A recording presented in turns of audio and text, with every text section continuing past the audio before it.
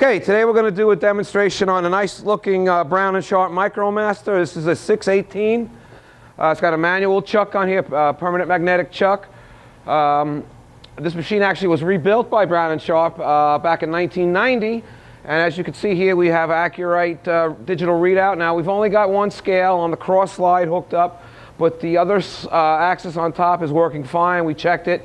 So yes, you can get a new scale with an adapter plug that'll go into the back of that, no problem. All right, so we're going to go ahead. This actually can be used manually. We come in and out and up and down. And this machine is also equipped with dual fine infeed for the cross slide as well as for the down slide, for the vertical. Okay, so let's go ahead and start this up.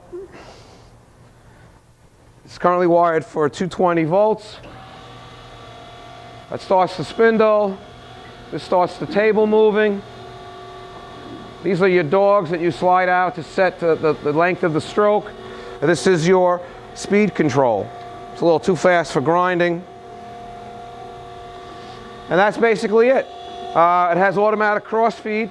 Flip that lever up and we move forward. You can see it stepping here on the digital readout. Flip this lever up and it starts going backwards.